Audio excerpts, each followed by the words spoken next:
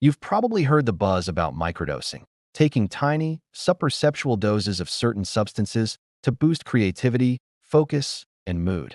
It's a huge topic online, but what does the science actually say? Let's take a closer look beyond the headlines. First, let's talk about what's happening in your brain. The substances often used for microdosing primarily interact with serotonin receptors, specifically the 5-HT2A receptor.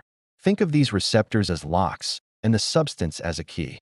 When the key fits, it can trigger a cascade of effects in the brain, influencing things like mood, perception, and cognition.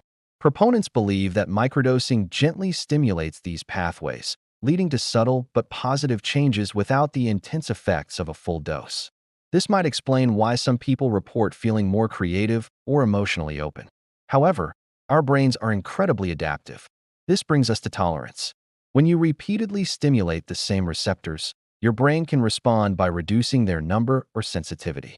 It's like turning down the volume on a speaker that's always on. This means you might need a slightly larger microdose over time to feel the same effects, which is a classic sign of tolerance building up. This is a critical point because increasing the dose, even slightly, changes the entire equation and can lead to unintended consequences. The development of tolerance is closely linked to the risk of dependence. While physical dependence is less common with these substances compared to others, a psychological dependence can certainly develop. If you start to feel like you need to microdose to function at your best, to be creative, or just to feel normal, that's a red flag.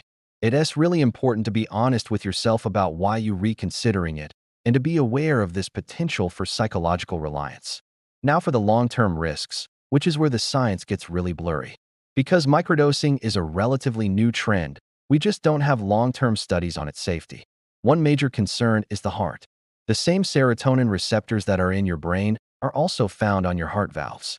Constant, even low-level stimulation of these receptors could theoretically lead to heart valve problems over many years. It's a risk that we can't quantify yet, but it's a serious consideration. There are also unanswered questions about potential long-term changes to brain structure and chemistry. The current scientific consensus is that while the anecdotal reports are intriguing, the evidence for the benefits of microdosing is still weak and often indistinguishable from the placebo effect in controlled studies.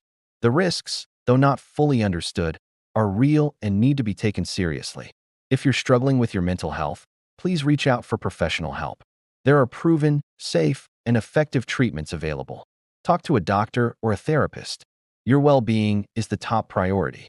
Thanks for watching, and I hope this gives you a clearer picture of the science behind microdosing. Please like and subscribe to this channel. It will really help this channel to grow.